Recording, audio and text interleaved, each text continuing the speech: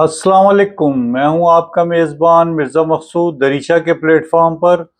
آج ہم ایک اہم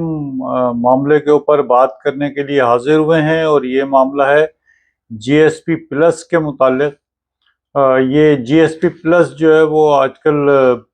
کافی زیر بحث ہے، اور یہ زیر بحث شروع ہوا ہے جب یونائٹڈ نیشن کی ہیومن رائٹس کی کونسل جو کمیٹی ہے، اس میں عمران خان کے صاحبزادے قاسم خان نے اور ان کے ساتھ زلفی بخاری نے پاکستان میں عمران خان کی جو قید ہے، جو وہ حراست میں ہیں، جیل میں ہیں، ان کی اس قید کو انسانی حقوق کی بدترین خلاف ورزی قرار دیتے ہوئے پاکستان سے جی ایس پی پلس جیسی سہولت واپس دینے کا مطالبہ کیا۔ یہ جو جی ایس پی پلس ہے کیا، اور ہمارے لیے مزدوروں کے لیے یہ کیوں اہم ہے؟ یہ ایک اسکیم ہے جس کو generalised scheme of preferences plus کہا جاتا ہے، اور یہ یورپی یونین کی طرف سے ان ممالک میں، ان ترقی پذیر ممالک کے لیے ہے جنہوں نے مختلف جو عالمی فورمز پہ لیبر رائٹس پہ، ہیومن رائٹس پہ، گورننس پر، انوائرمنٹ کے اوپر 27 جو ہے وہ انٹرنیشنل جو کنونشنز ہیں، آرٹیکلز ہیں، ان کو سائن کیا ہوا ہے۔ تو اب ان 27 جو کنونشنز ہیں اس کے اوپر عمل درآمد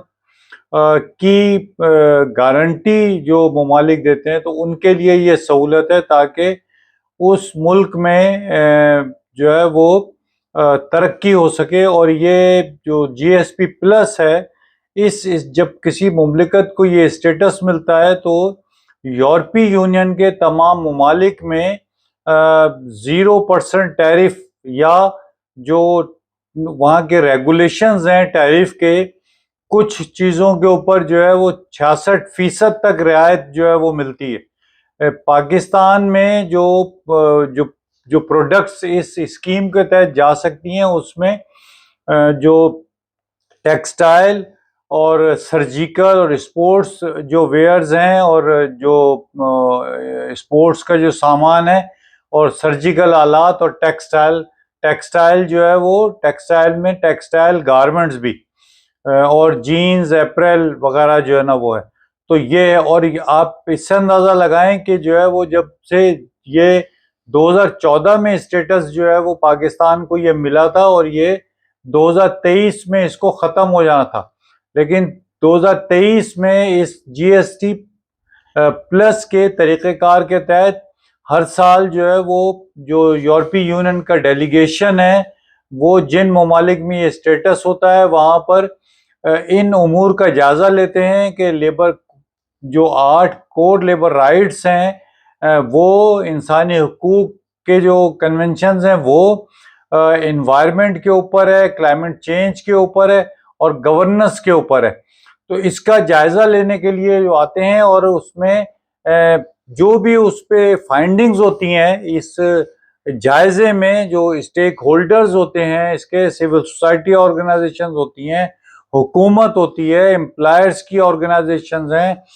مزدوروں کی آرگنائزیشنز ہیں، ان سے ملاقات کرنے اور فزیکل جو ہے وہ دیکھنے کے بعد وہ جو اپنی رپورٹ مرتب کرتے ہیں، تو وہ ہر 2 سال کے بعد جو ہے وہ یورپی یونین کی جو پارلیمنٹ ہے اس میں یہ پیش کی جاتی ہے۔ پھر وہ پارلیمنٹ جو ہے وہ اس بات کی منظوری دیتی ہے کہ اس کو رکھا جائے یا جو ہے وہ وڈرا کر لیا جائے۔ تو جو 2023 تک چونکہ یہ تھا، اور پارلیمنٹ کو جو ہے نا یہ رپورٹس پیش ہوتی رہی، تو 2023 میں جو رپورٹ پیش ہوئی اس پر جو ہے وہ یورپی یونین کی پارلیمنٹ نے فیصلہ کیا کہ اس کو پاکستان کے لیے اس سہولت کو ایکسپینڈ کیا جائے، اور ایکسٹینڈ کرتے ہوئے 2027 تک اس کو برقرار رکھا جائے۔ تو اب جو ہے وہ جو اسٹیٹس ہے اس کا 2027 تک جو ہے نا وہ ہے۔ 2027 میں جب یہ دوبارہ پارلیمنٹ میں پیش ہوگا تو پھر یہ فیصلہ ہوگا کہ آیا اس کو وڈرا کرنا ہے یا اس کو مزید جو ہے وہ اس کا پیریڈ بڑھانا ہے۔ اس کے جو فوائد ہوئے ہیں پاکستان میں، تو 2014 میں جب ہوا تو اس کے بعد سے 2023 تک کوئی 108% جو ہے وہ پاکستان کی ایکسپورٹ جو ہے وہ بڑھی ہے، اور تقریباً کوئی 18 بلین ڈالر کی جو ہے نا وہ ایکسپورٹ 2025 میں ہوئی ہے یورپی یونین کو۔ یہ جو لازم بات ہے کہ جب یہ پیسہ جو بڑا ہے تو اس سے جو ہے وہ، اور جو فارمل جو سیکٹر ہے، اور خاص طور پہ جو خواتین کے کام کرنے کے حوالے سے جو بڑا سیکٹر ہے وہ ٹیکسٹائل اور خاص طور پہ جو ہے وہ گارمنٹس کا، اور یہ وہ گارمنٹ جو کہ بڑا حصہ جس کا ایکسپورٹ ہو رہا ہوتا ہے، تو ایک لحاظ سے جو لاکھوں خواتین ہیں جو اس سیکٹر سے وابستہ تھی وہ بھی با اختیار ہوئی ہیں اس جو ہے وہ اس ہنر سے اور اس سہولت سے۔ پھر اس کے ساتھ جو ہے وہ جو ورکرز ہیں، لاکھوں کی تعداد میں ورکرز ہیں جو کہ ٹیکسٹائل کے ساتھ منسلک ہیں، اور یہ اسٹیٹس کو وڈرا کرنے کا مطلب یہ ہے کہ ان لاکھوں مزدوروں کے روزگار پہ حملہ آور ہو جانا، تاکہ یہ اسٹیٹس ختم ہو تو جو ہے وہ اس کے ساتھ ہی جو ہے وہ یہ ٹیکسٹائل جو ہے نا وہ دھڑام سے جو ہے نا وہ نیچے آ جائے، تو یقیناً جو ہے وہ اس سے جو سب سے زیادہ اثر پڑے گا وہ مزدوروں کے روزگار پہ پڑے گا۔ دوسرا یہ کہ جو پاکستان میں اس وقت جو پورا جو فارمل سیکٹر ہے، تو وہ سیکٹر جو کہ